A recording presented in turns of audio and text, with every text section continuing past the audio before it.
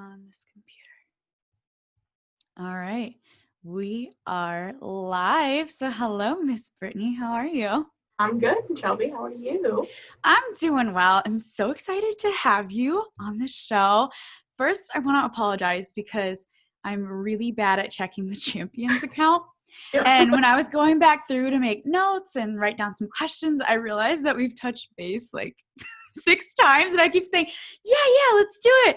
And I put it in my notes and then I forget to ever actually book a date. So I'm happy we did the dang thing, but I'm sorry it took me so Me long. too. It's okay. 2020 was just, it was a mess. So It really was. Trust me. well, speaking of, you are our first guest of 2021.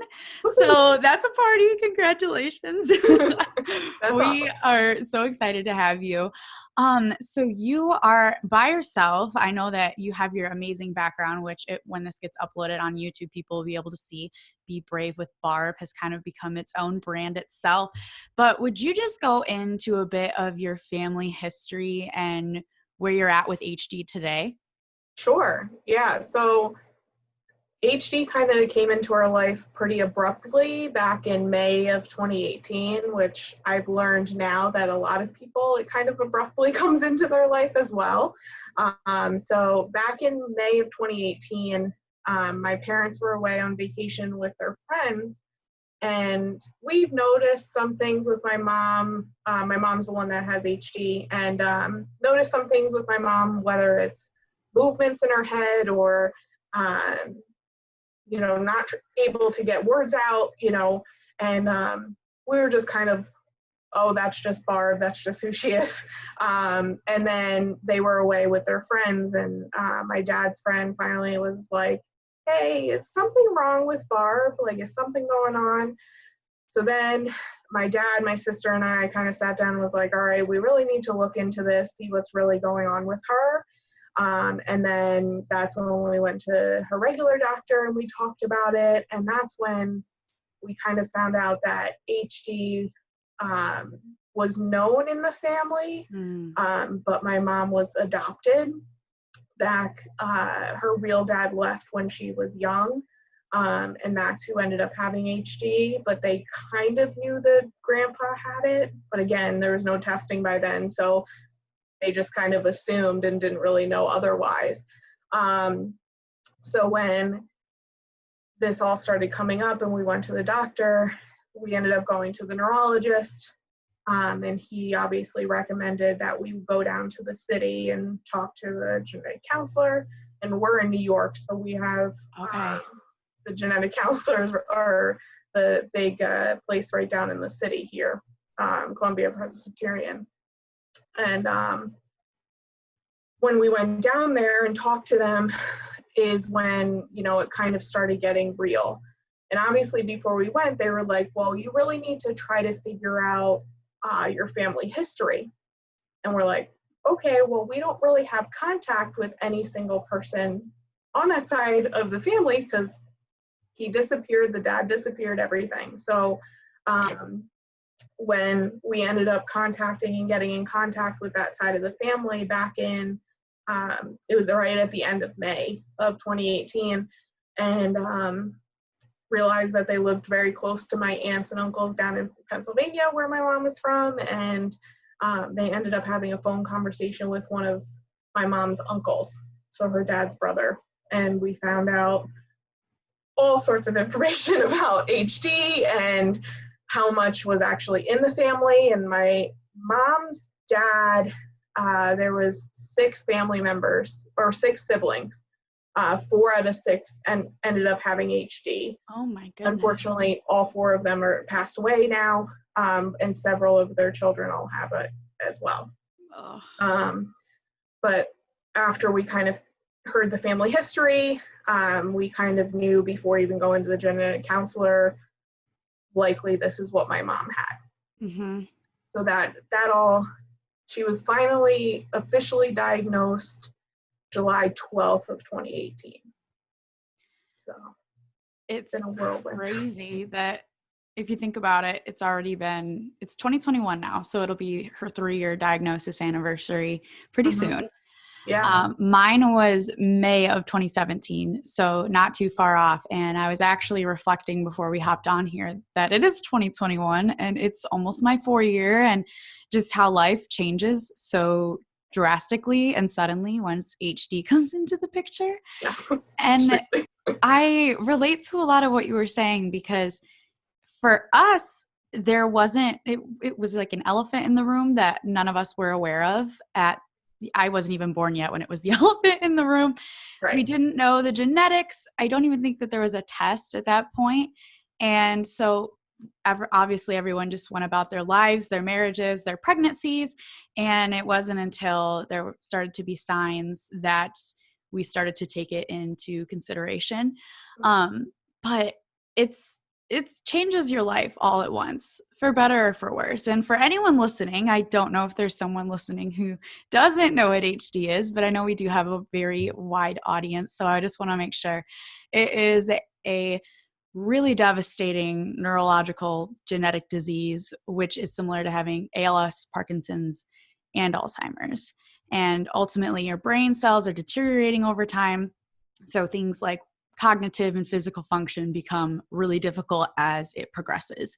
And you might hear us saying, HD, the acronym for Huntington's, or in my case, I talk a lot about JHD, which is the juvenile version. And it's even more rare than HD itself, but some children, unfortunately, get it at a much earlier age and have a much harsher progression, like my sister did. But it's like all of a sudden you open this Pandora's box when someone in the family gets diagnosed, and how everyone deals with it is so different. Did your mom have a way of coping, or did she kind of repress it for a while? So we almost kept it a secret from everyone for a couple months at least. I think because we just wanted to digest it internally within our family. I mean, we told some people in person, but like actually putting it out there to the world, everybody that knows me, I'm very open person. So like I post a lot on social media and everything. So for me to not post it all, like it took a lot. But respecting of my family, just for a couple months, really taking it in ourselves. My mom, I think, almost was able to cope with it a lot more than I thought she was going to. I think she was more or less more upset about what our future, my sister and I's future, held. Yeah. I think that's what made her the most upset about it.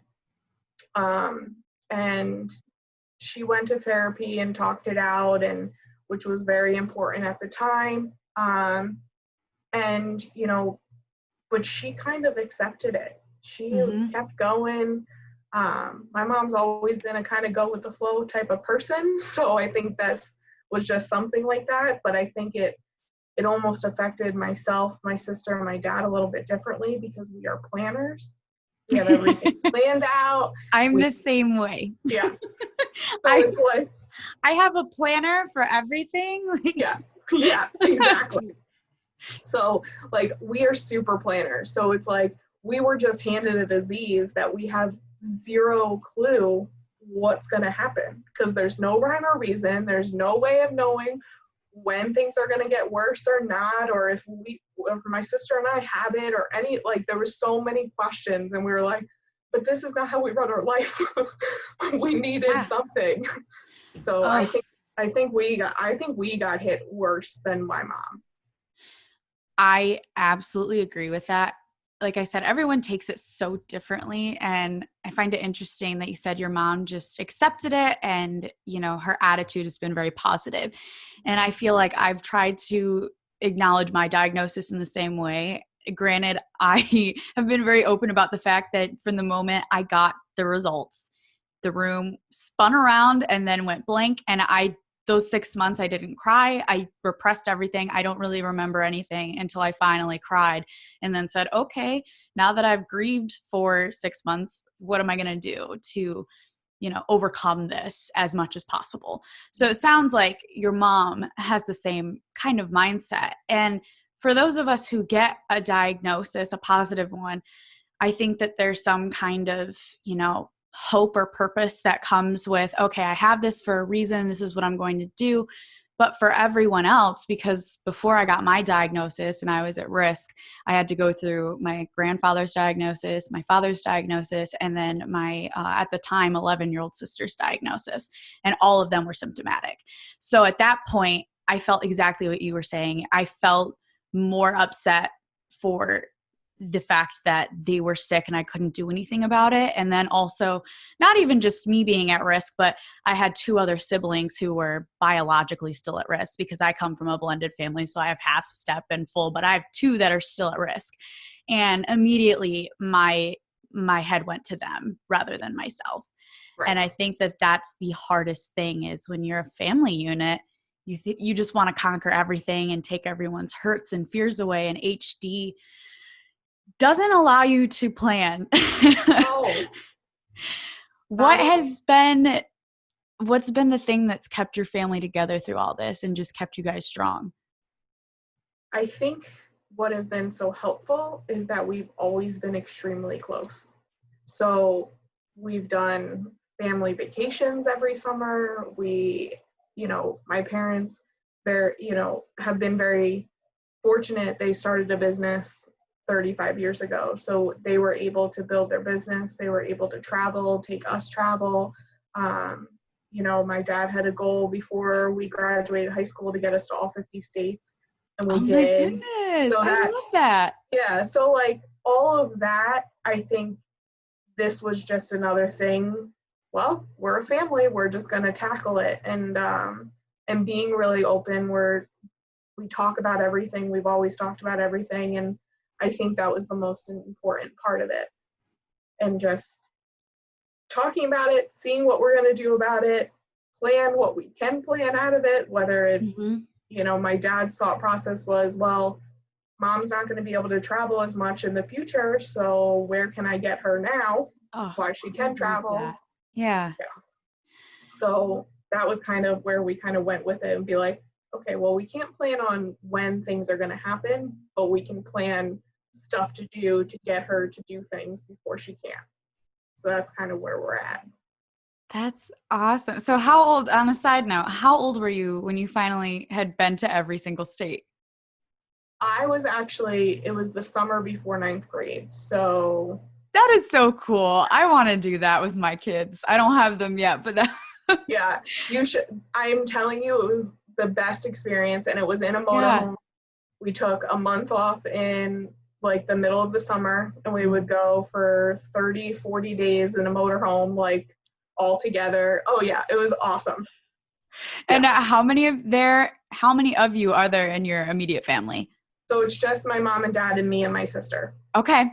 So it's just the 4 of us. Yeah.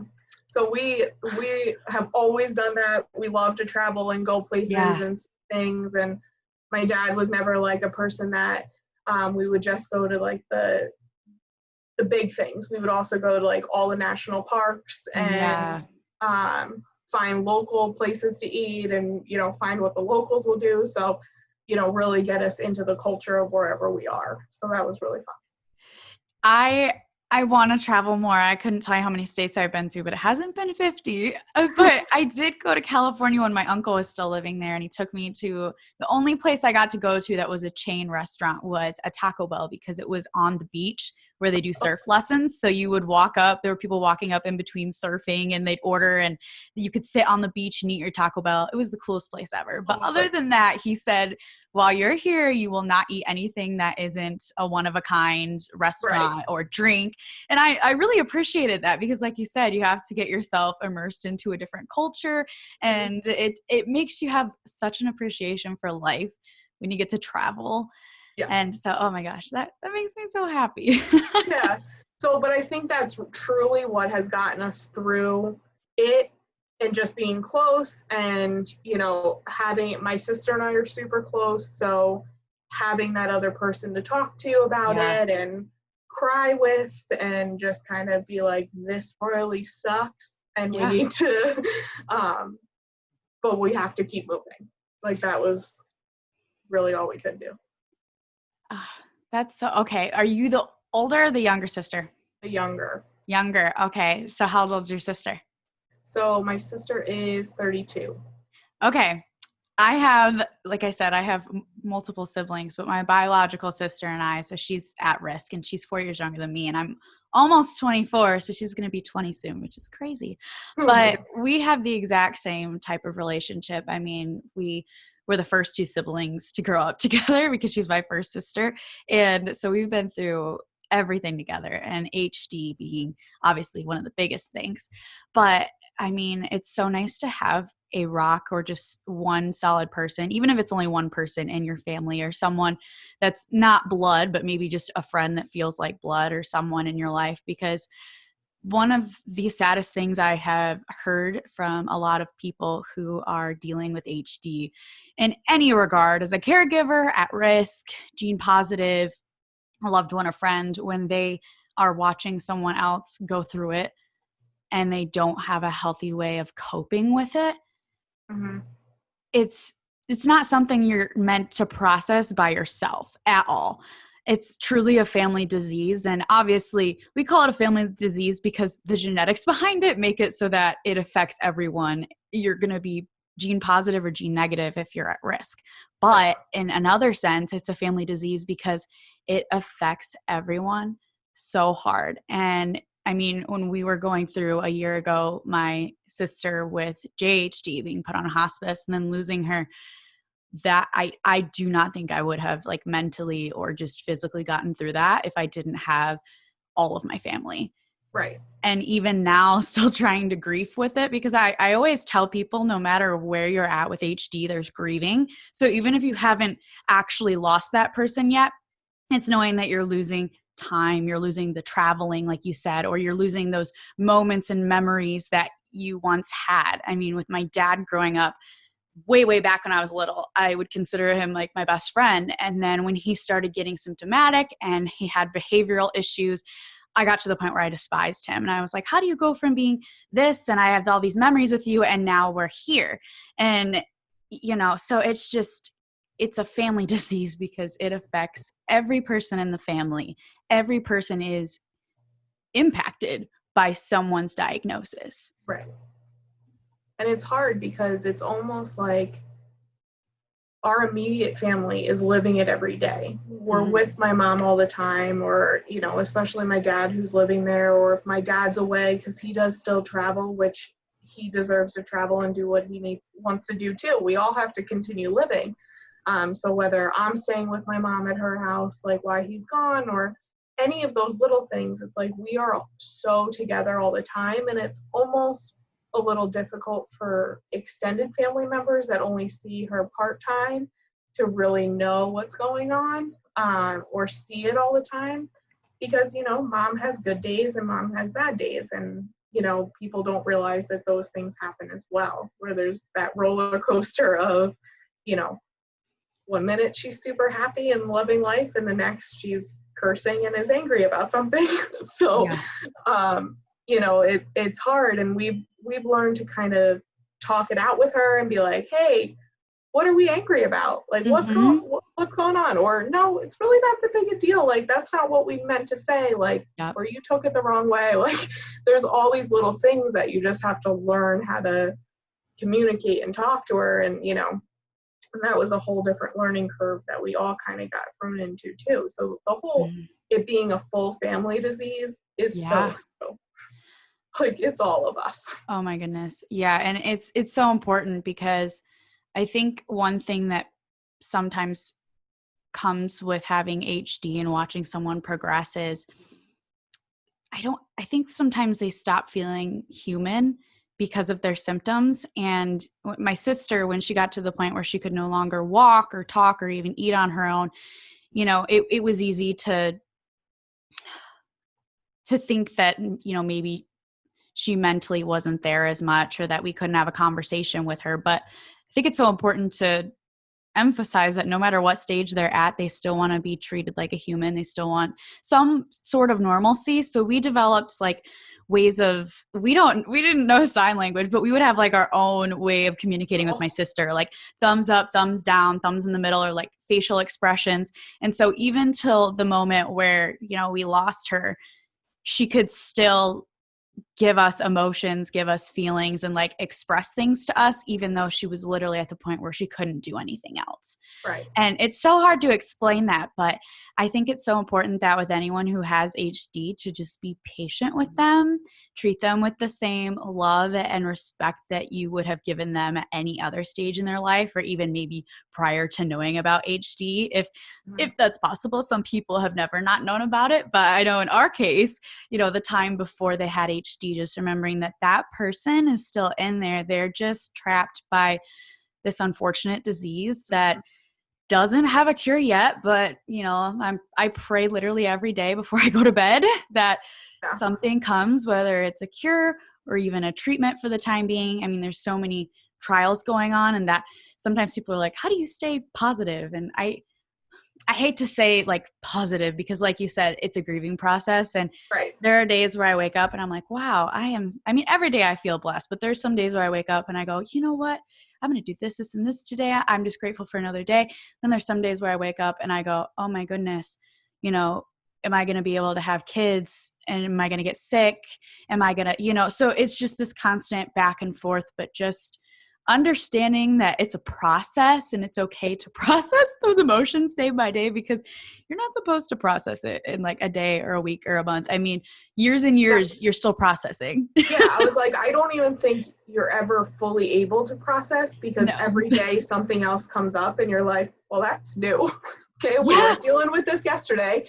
And like you were saying, where it's like treating them like the humans they were before we knew about the diagnosis. And I catch that and get angry at myself and upset with myself that like I treat her like a child, telling her Yeah. something's wrong or something to do. And I'm like, she's still my mom. I need to still treat her like my mom.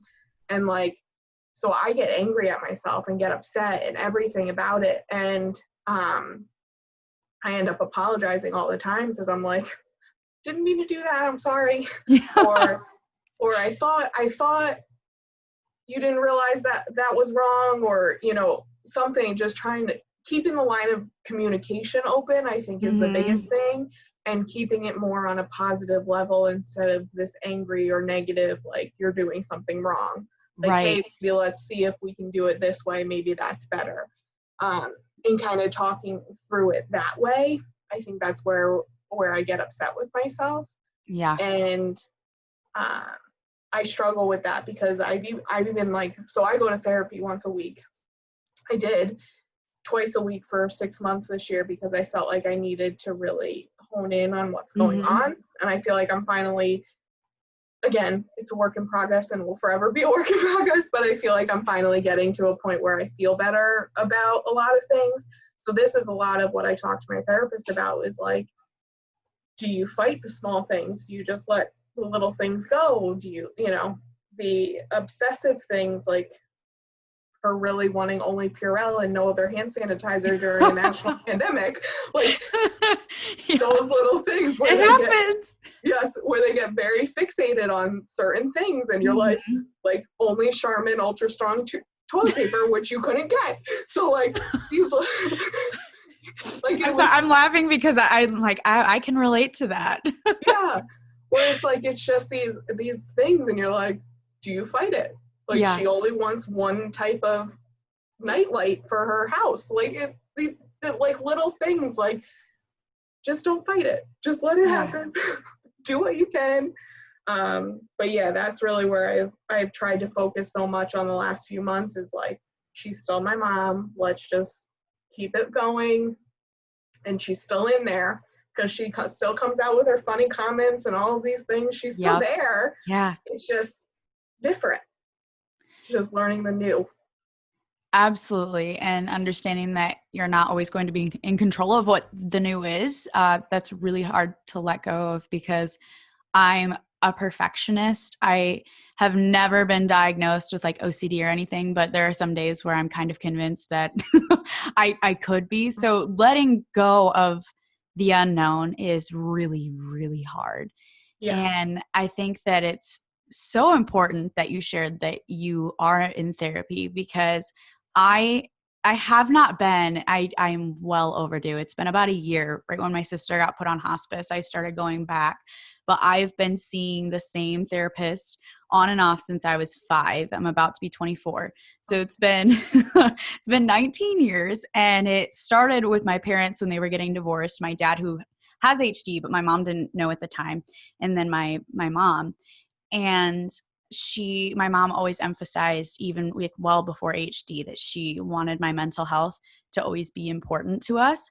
And I was so grateful for that, because now looking back and hearing stories of other people who didn't necessarily have that support on mental health. And I think over the years, it's become more and more recognized as an issue and something that people are supportive of.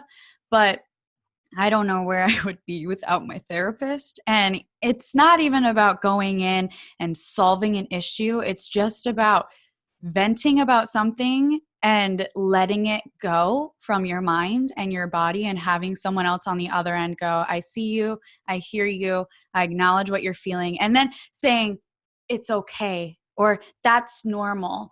And sometimes I go, what do you mean it's normal? That's not normal. And she goes, no, like the situation isn't normal, but the way that you're reacting or the way that you feel, like you don't need to feel guilty for that. Right. So I think it's so important that if people need to go to therapy, especially as you being, one, a caregiver, which is a really tough job, and then two, you're still at risk. So you have to battle both of these things. And I think that's something I've struggled with watching my dad or my grandfather or my sister when we still had her, was I'm playing caregiver, but I also in the back of my mind am going, I'm gene positive. So what does my HD future look like? And then like, transferring what I'm seeing with them into my potential future. So it's a never ending mental battle. Yes.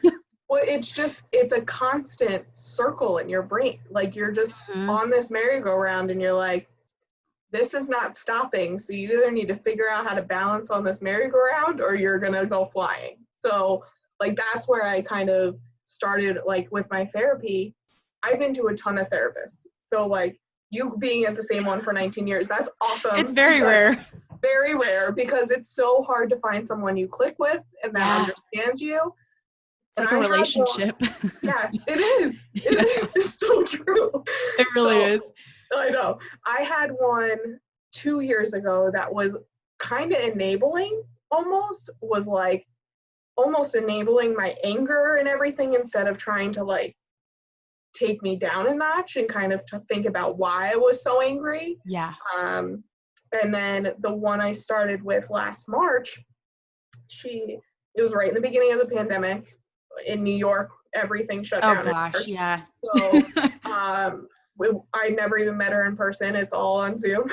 So, but like I started talking to her and she found the root of the issues. So I've been through a lot before even HD in my younger life and traumatic experience and everything. So I've always had this depression and anxiety, and for a long time been on medication for a long time. So like when this HD thing came up, our general practitioner that treats all of our family members, her first thing she said was like, Barb, we'll get you through this HD thing, we'll get you through it, and we got to get Brittany through it too, because she knows just my mental health has never been good. So it's finding this therapist this year, it really has completely changed my whole outlook on a lot of things, and digging down to the root of my feelings and my angers and all of those things. And even to the point where like I stopped blogging and everything, because I was like, my blogs were getting so dark and deep that my dad was finally like, maybe we should put a hold on this until we, look into this a little bit. And I'm like, I guess it's true. I needed to take a step back. I needed to look at things and really figure it out for myself. Yeah. And that's kind of what 2020 did. We worked the whole time I own an essential business. So we worked the whole time, but really like sitting at home doing therapy twice a week was what I needed to continue to process this, continue to process the new things that are going on and the new things that are happening with my mom. And kind of just taking a step back and really evaluating my whole feelings and mental health and everything. Oh, I relate to that because when I found out about Huntington's in my family, well before I'd ever gotten tested at this point, so it was like 2015 when my grandfather was diagnosed, I had inconsistently been uploading just music to YouTube for a while, and it was something that made me really happy. And then I just noticed that after I was dealt with these cards, I kind of just like cut off my creativity. And so when I finally uploaded my story about living with HD in my family and my own diagnosis, that video, which is almost a year old now, crazy times. Yeah. That was the first upload I uploaded to my channel in over 3 years. Like my channel was just completely radio silence. And it was just because like I kept saying how, and I did blog for a while. I actually, when I was reading through some of your blog posts, I was thinking, when was the last time I blogged? Because I did do that for about a year after HD came into our life and I got diagnosed. And then I was still in college. So I kind of just like fell off with it. But it was the same thing. It was like I was really vulnerable, which can be really good. But then at the same time, you're opening up to not only other people, but yourself when you start reflecting on what's coming out of your brain, what's coming out of your emotions. And I was like, okay, I'm in a really dark place.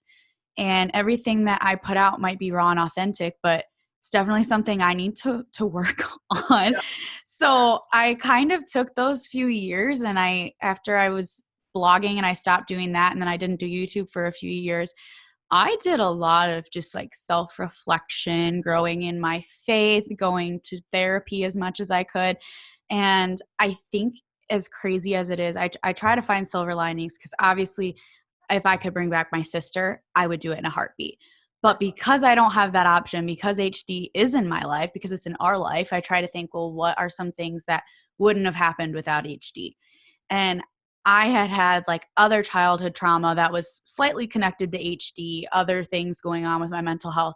And I don't think if HD wouldn't have come into my life when it did, that I would have had that push to do that like self-reflection and therapy and get myself to the better place that I know I'm in now. Like I look back at those blog posts and those videos right before I stopped and I go, oh my gosh, that girl was so depressed. She had no idea who she was.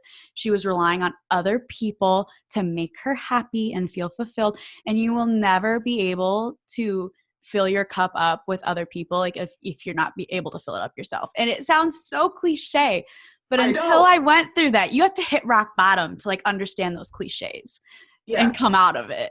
Yes. And the biggest thing, it resonates with me so much what you just said, because it was like HG was like the slap in the face that I needed, as much as it was a terrible, awful, horrible slap in the face. Yeah. Like, really, did it have to be that bad? No, but it was. Where it was like, Brittany, get your shit together. Like, you know, like, your life is not that bad. Like, yes, now you have HD in it, but it almost puts everything in perspective. So, like, when someone complains about the littlest thing, I'm like, your life isn't bad.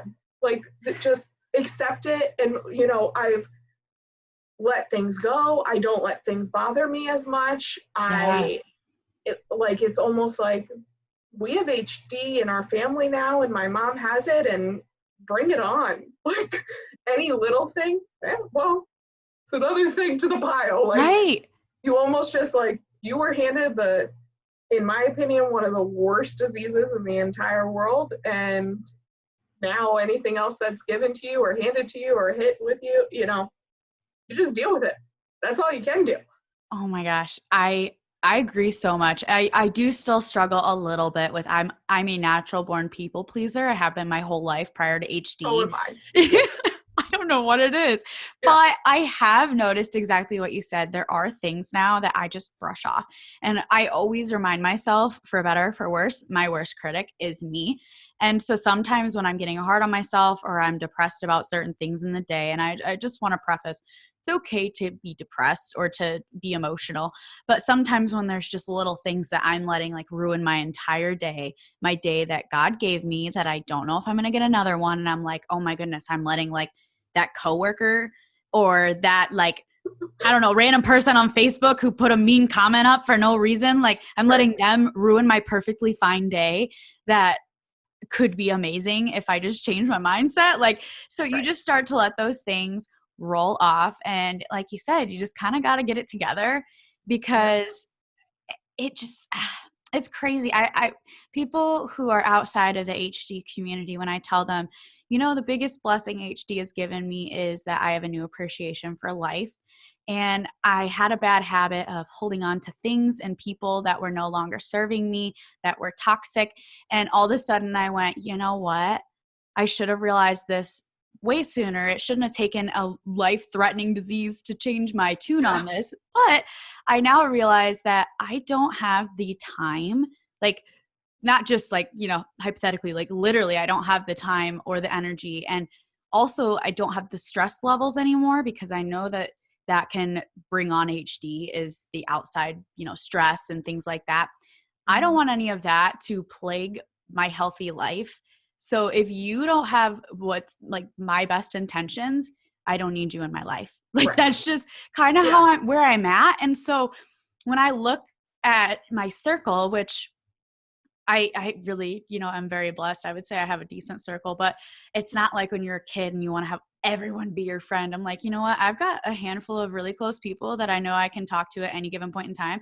And I'm really content with that. Like, I don't need everyone to be my friend. I don't need everyone to like me. I'm always going to be kind and respectful to everyone until, you know, they maybe don't deserve it anymore or show me otherwise. But I don't have to like have a million people being my best friend to make my life somehow feel fulfilled. I don't know if that makes sense. Oh, 100%. Because you sound like me as a, you know, high schooler or whatever. Yeah. I was friends. I had a friend in every single friend group. I had all of these people around me. And even into like now with networking with my business and, you know, I love networking. I love talking to people and everything. But having that, I definitely had shrunken my circle a little bit to the people where, like you said, where you know you can go to at any time, any given day, and they'll listen to you. You know what they're gonna say, or they'll put you in line if you're way out of line, or say it's okay to have a bad day and tomorrow may be better or tomorrow will be better. And it's so true to have that supportive circle, not just a circle of people around you. And the thing about the negativity or the people that just always have a bad day no matter what, you just don't need it. You don't waste your time with it. No matter what you say or do, it's not going to make their day better because they're just going to ignore you anyway. So I've learned to kind of cut those types of people out of my life. And just not let them get to me. Because again, you're like the negativity, the bad day, all of this stuff is not, I hate saying this, it's like not as bad as what we're going through, but it's not. And like, I understand people have bad days, but sometimes you just have to take a step back and be like, is it really that bad of a day? Or was it a bad hour, a bad 5 minutes? Like, and what you said is to get out of it and move forward and still try to have that good day is where, you know, is why you have to get rid of those people that are constantly going to take you down. Yeah. And I think the hard thing with not only people who are affected by HD, but just human nature is if we have something bad in our day, then like subconsciously our brain tells the rest of our body, like this is just a bad day in general. And I feel like it's the same way with HD. Like if you get the diagnosis, if someone in your family is affected directly with their own diagnosis, then in our subconscious, it's okay, HD is bad, so life is bad. And while certain parts of life can be bad with HD, I think it's really important to find healthy ways, like you and I are talking about, whether it's through creative outlets or through going to a therapist who can redirect your brain in different ways to look at the positive sides, look at things you wouldn't have done without HD. I mean, like I said, the biggest thing I wouldn't have done without HD is I would have never had this amazing nonprofit that one of my friends, who's now our vice president, was like, hey, I think you should start a nonprofit because you like to talk about HD in your story and you can donate to whatever HD cause you choose. And I was like, okay, like I would have never had the self-confidence in myself to go, I want to start a nonprofit and blah, blah, blah. Like, you know, so it's so easy to just have a direct correlation of bad, bad, good, good. But I think that as humans, we need to find a way to have nuanced views of life Right. and circumstances. Like, yes, some days are going to be really crappy, Yeah. but there's other days that are going to be so great that they're going to make up for all the days that you felt like you were never going to make it out of that situation. And I want that so bad for everyone. And it's so easy to say. I mean, don't get me wrong. There are days where it's like, I don't want to get out of bed. I don't want to acknowledge the things that are going on in my head, but it's just taking those baby steps is healing and working towards that progress. It doesn't happen overnight. It doesn't happen like one day you're like, whoa, I had a good workout and I blogged or I journaled and now I'm healed. Like it Right, doesn't yeah, work like that. exactly. Yeah, it's like those baby steps. And another thing that I think has helped me majorly is always having something to look forward to. Mm-hmm. So having that, whether it's a vacation, as big of as a vacation, or seeing family, to like, oh, I'm gonna go have dinner with my one friend next week. Like that is something to look forward to. And like that has always helped me get through those really bad days where it's like I just sit on my couch and cry in the dark and you're just like, okay, we're just going to accept that this has happened. And the next morning you're like, okay, it's a new day, let's move on. And having that one thing to always look forward to has been the greatest thing for me. And what I've kind of learned how to deal with a lot of my thoughts and everything is, I've been super depressed to the point where I didn't want to be here anymore. So it was like having something to look forward to was always my way out of that. There was always something to, something will happen in the future, something will be there, something good is going to come. So that's really one of the biggest things I've learned to do. I love that because I didn't think about that until you said it, but I definitely do the same thing. I'm like, well, I've had a couple bad days, but I'm really looking forward to X, or I'm really looking forward to this. And just looking at life, like, there's always going to be something on the other side that's going to make up for these feelings now, because like you said, I have, back in a while ago, I did have times where I didn't want to be here, and it was never dark enough to where like I would think about like if or what I would do. It was just kind of like if I didn't wake up tomorrow, I'd be okay with it. Like that kind of emotion. Like I just didn't care. I didn't really see a need or a reason. But as you continue to move through those difficult circumstances and you eventually get to see it from the other side, the other perspective, the version of you that made it out of that circumstance, all of a sudden you go, wow, the grass isn't necessarily greener on the other side. You got to water it. You got to help it grow. But if you do that work, you can definitely be able to reflect and grow from those circumstances. Yeah, for sure. That was, when I was 18, I had a plan to no longer be here. So like I went all the way to that point, and my friend actually told her therapist that I had a plan, and that's how my plan got out. And because I told one of my friends, and so that's how I ended up not doing it. And that's when I got more help and everything, and ended up being, okay, and still here. But even that rock bottom didn't get me to the point of being more accepting of myself or anything. So, I still had, because I'm 28 now, 29. I don't know how old I am. 29. Years just go by after 21. So it was like, yeah, exactly.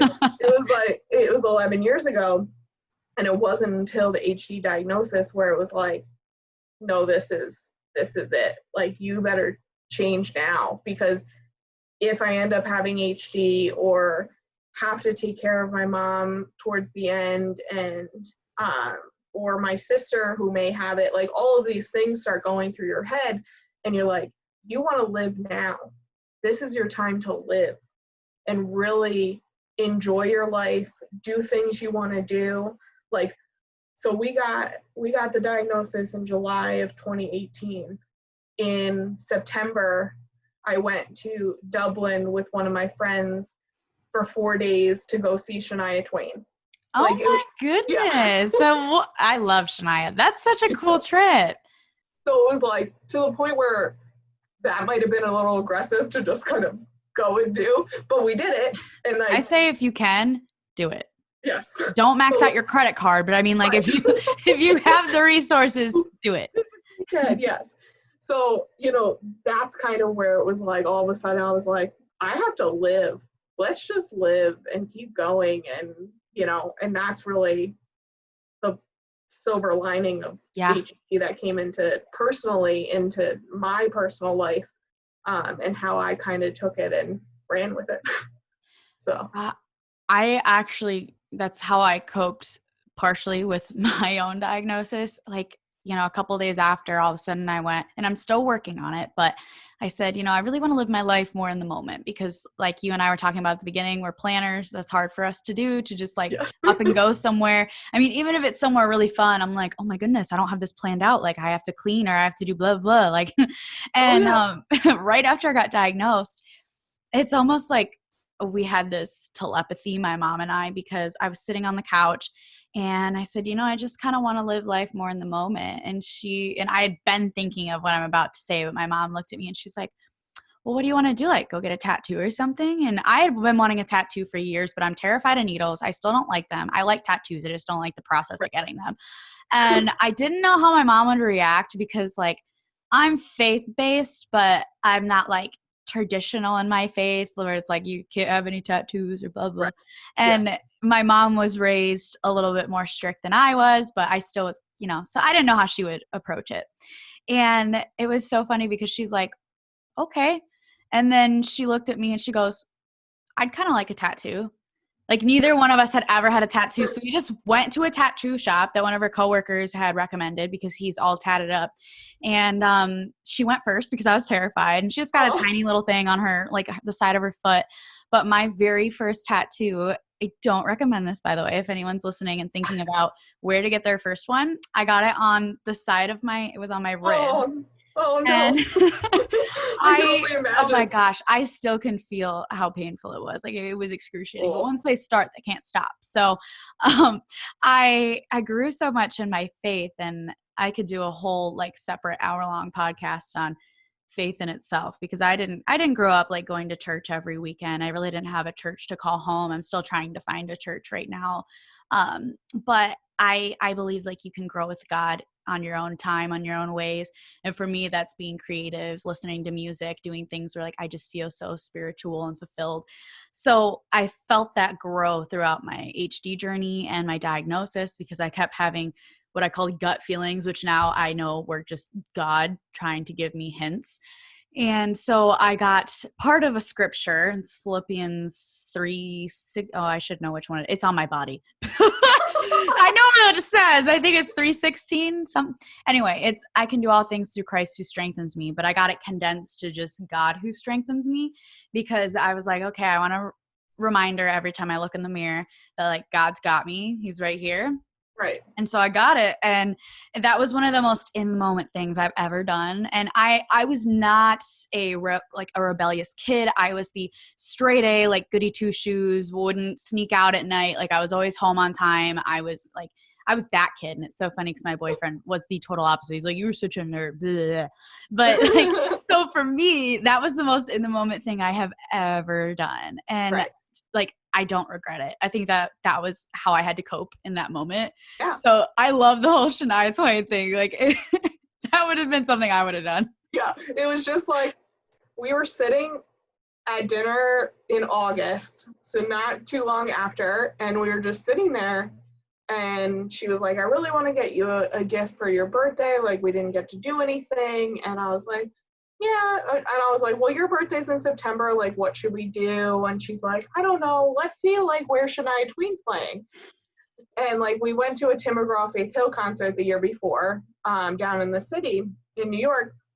And so we were like, let's see. And we, like, just missed her in Buffalo or somewhere where she was playing. And then her next one was, like, in Canada, but we couldn't figure out the dates. And then all of a sudden we were like, she's going to be in Dublin on this day. And I was like, no, we're not going to do that. She's like, well, we could. And I was like, I guess we could. And then I went home to my dad and I was like, hey, Dad, like, I have this idea. And he goes, okay. And I was like, okay. So I went on, I bought the last 2 tickets to the concert, and we booked our flights like the next day, and that was it. Like, it was like, oh my okay. goodness. And like, I have a lot of anxiety. I have all of this stuff. And like, I went there and just let it go. I had fun. I don't think I slept more than 3 hours any of the nights. Like, we had so much fun. Yeah. And like, it was I think that trip was just like my outlet of what I needed to do. And then that on the flight home is when I started writing out what my first blog was going to be. So it was like, so that's where it all comes full circle. Yeah. So that's where it like kind of, I got it all out. I had fun. And then it was like, okay, I think I'm ready to open up and start talking about it. Yeah.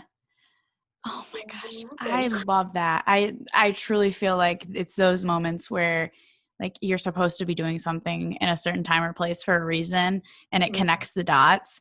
So let's talk about your blog, because I went through and you, like, in a good way, you put me to shame, because I think I had like 6 okay blog posts. A couple of them did like pretty well, I would think, for like my standards. But I was like, I'm gonna go through here, and girl, you're like consistent. I mean, there were pages and pages. I was like, dang. But it was so great, because I found some that I really connected with, and I just love that you found a way to be productive with your thoughts and your emotions. But the other thing about sharing is, and I have noticed this, whether it's through music that I write or like these with the podcast and the nonprofit or YouTube, if you can share what you're going through and just be raw and honest, as open as you are comfortable with, it isn't just going to feel good for you and your mental health, but it also positively impacts other people. And that's why I'm so excited to have you and other people lined up for this show, because I get comments, and we're still a really small podcast. I mean, I looked at our numbers from 2020 and they were good. I think we had like 350 overall people who had downloaded the podcast, and we only had like 6 episodes. So I was happy with it. But I get comments of people who say, I really look forward to your podcast. They're always, inspiring, and they give me hope, and I like to listen to it when I'm doing X, Y, or Z. So I love that you found that in blogging. Like, how's that journey been for you? Or have you ever had stories like that where people reach out to you? So I haven't really had people reach out, more or less just people start following it, and just I can tell they're just reading it. But my whole thing with blogging and what I really wanted to do, not only share our story, but share it in a most raw and authentic way I could possibly share it, because I am not a person that, tiptoes around things. I'm very blunt. I will put it out there. And if it helps one single person, then I am more than happy about it. And that's really kind of how I focus my blog post. I'm like, if someone resonates with one paragraph or one sentence or even one word and just kind of runs with it, that's what I wanted. So that's where it kind of started. It started with not only talking about my mom and her progress, but also my own mental health and what I'm going through, and dealing with the craziness of business and personal life and relationships and anything else, because to me, our HD journey includes all of that. It encompasses our life. We own and run a family business. we're always together. My sister and I pretty much run the business together. And like, so it encompasses everything. So that's where I kind of went into the blog world, and I was getting a lot of questions from a lot of people about HD and what it was and how we're so positive and how we're still, you know, just keep moving. Like people even saying, which I hated hearing this, where they're like, if I got that diagnosis, I wouldn't even be able to live. And I'm like, but you would never know until you are literally thrown into this. So like that's where I kind of also wanted to vlog, because then I could just put everything there and less people ask me questions that I had to answer all the time. Which for some reason I would get more annoyed by a lot of the questions, because it's like, but you wouldn't know or don't understand or. Right. Yeah. You kind of have to take yourself back to, well, what did I think of HD when I first heard about it? Because I mean, I didn't even know it was genetic. Like my grandpa was recovering from cancer.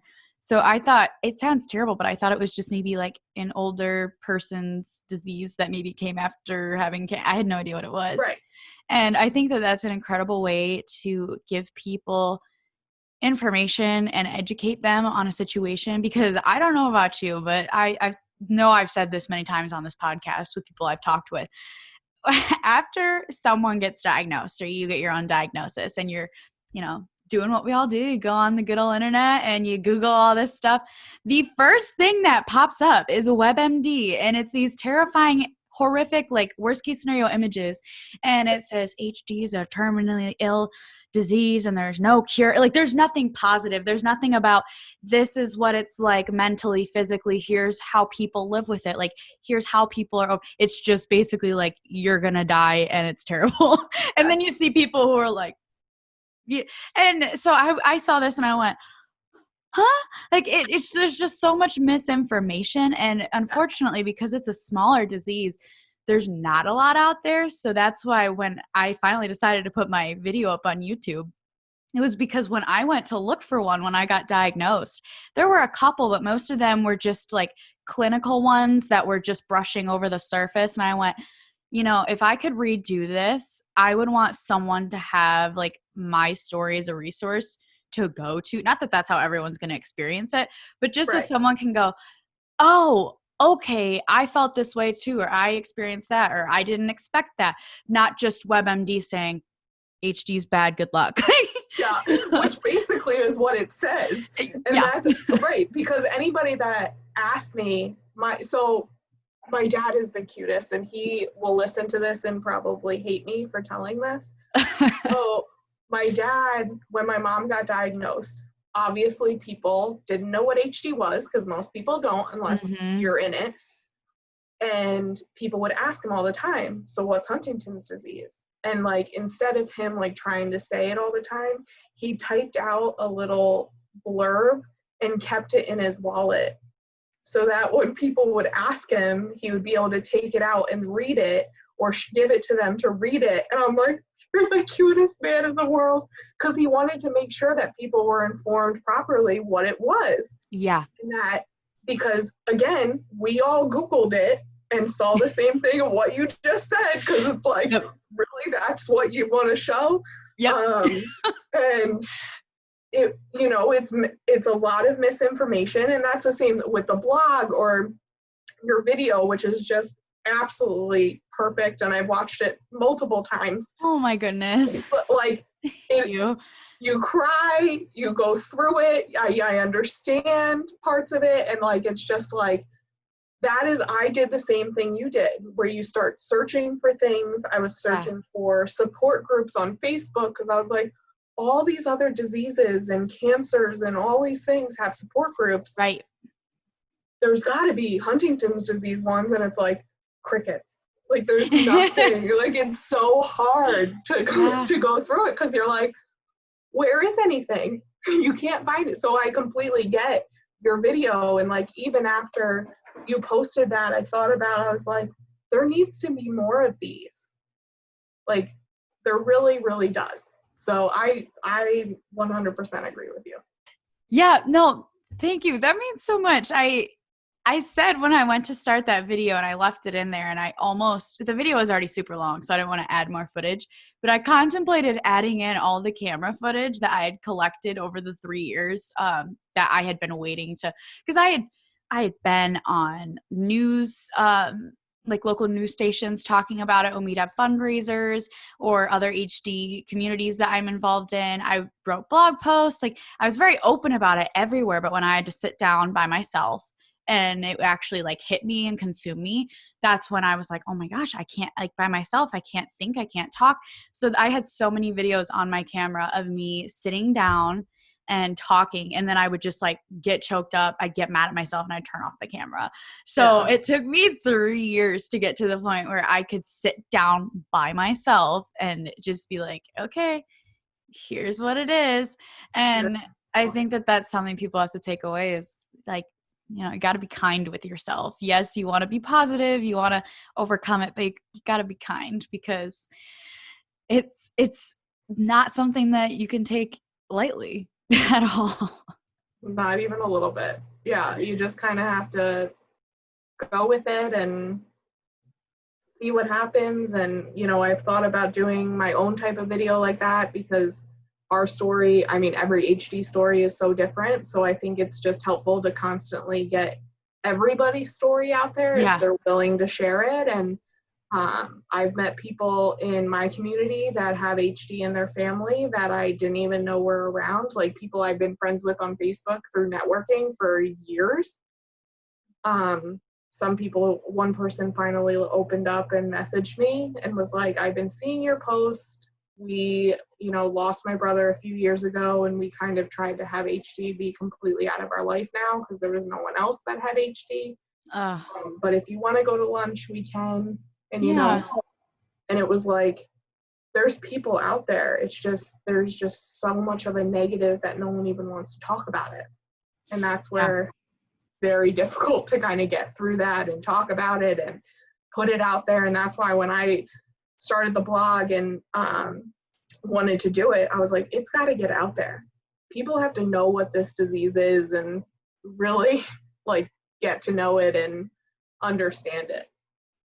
Absolutely. And that's why I'm so happy that you are vulnerable, open, and willing to share, because it's a lot. And I love the be brave with Barb, because I think that from what you've told me about your family and your mother, it just really resonates with how you guys handle this. And the one thing I wrote down, which will probably be the title of this podcast, was when you posted be, and it's a quote I've heard before too, be a warrior, not a worrier. Yeah. Love that. And I think that from everything that we've talked about, I can totally feel that your family, they're champions, they're warriors, and you're not letting anything come in between your bond and your love for each other. Even if it's going to make life a little bit difficult at times, it's not taking anything away. No. And it's helping us continue to be close and continue to grow and just live with my mom and make her happy and do things with her and, you know, and have me and my sister continue to live our life until, you know, God forbid one of us have it. So. Do you think you would ever go through the testing process at this point? Right now, I don't think I would pass the psychological testing that you have to go through. So like for people that are listening, you have to pass a psych eval, the genetic counselor evaluation, and neurologist. I know that it's different elsewhere, but for me to get tested in New York City at Columbia, they require all of that. So like I talked to my therapist about it, and right now I don't have a significant other. I'm not having kids anytime soon. So like I think if those things start really coming into play, it might be something that obviously I'll be looking into a little bit more. And my sister hasn't chosen to be tested yet either. So we're just kind of living. And I think we're still living my mom's diagnosis and seeing her progress and still dealing with that it's almost like maybe it's just not time to add on another stressor on top of that right now. Absolutely. And if that time comes, you'll just know, because I I know I'm a rarity that I'd never questioned it. And people ask me, they're like, how did you know? And I'm like, I just knew. Like I definitely did the therapy with my therapist.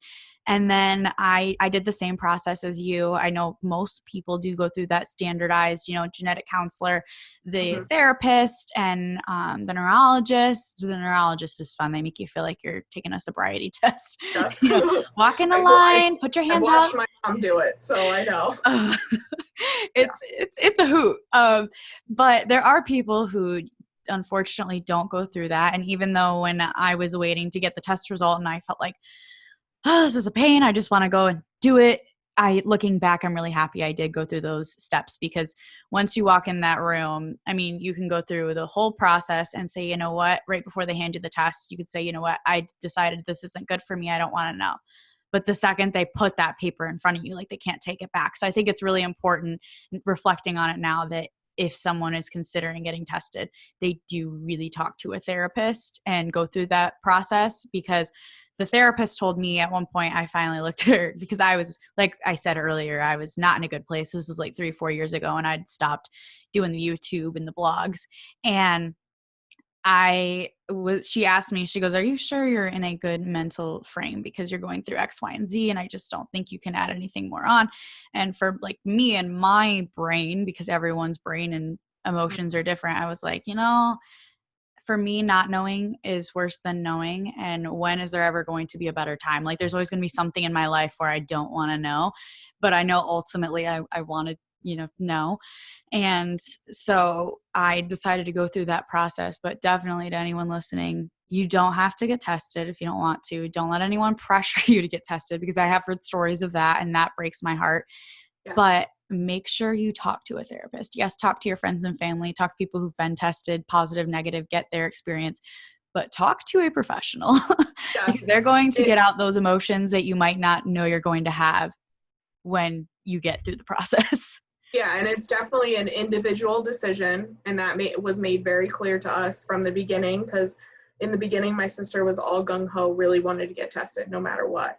Mm-hmm. And then we all kind of took a step back, and even my dad said, he was like, let's look at this. Let's really think about this. Let's really look at it. And then, we all kind of took a step back and was like, all right, let's digest mom's diagnosis as much as possible. And like, I can't believe you said in the beginning that it's going to almost be 3 years.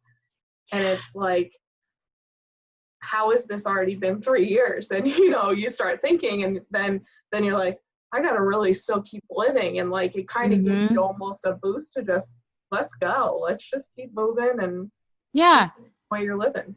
Absolutely. No, I think that that's great. And you'll know when that right time is, if it comes. There's some people who just know it's never going to come. And I commend them for knowing that it's not for them, rather than being pressured into it. But yeah, my sister's kind of the same way. My brother is still only 12. So he legally, because he doesn't have symptoms, he can't get tested yet because he's a minor. But my sister, who's going to be 20 this year, she originally, kind of like your sister, was like super gung-ho. She wanted to get tested because I had been tested. She was also still a minor at that point. But then when she became of age, she was like, I'm in college. I'm not in a relationship. I don't want to have kids for probably like a decade.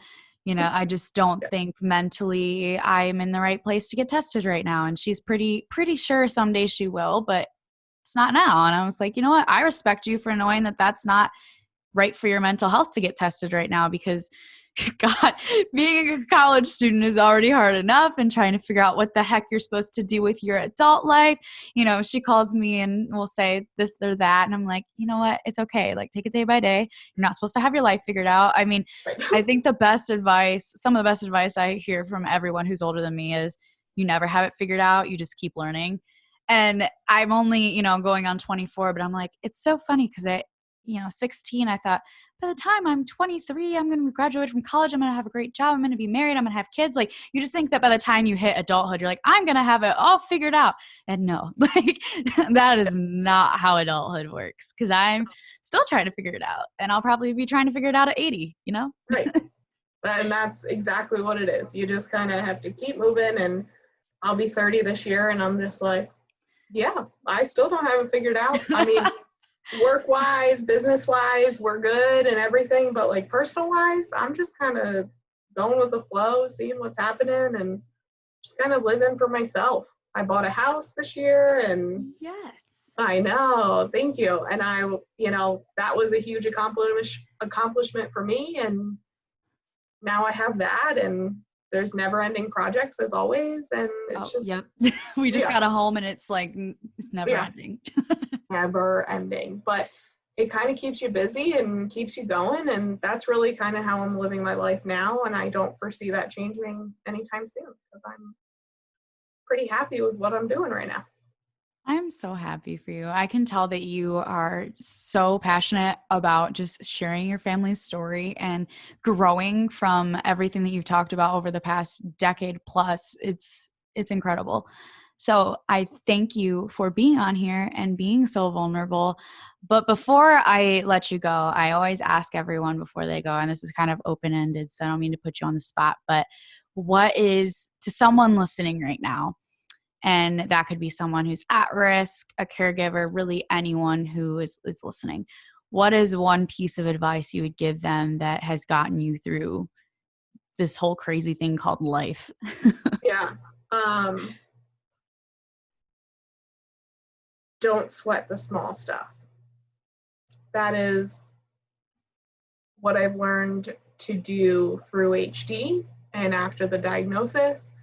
And now I look back in life in high school and even middle school drama and all of those little things that we dealt with, and even college, like dealing with popularity and trying to fit in everywhere. I realize now that all of that didn't matter, and it was just, you just got to live who you are and be who you are and just let the small stuff kind of just float away.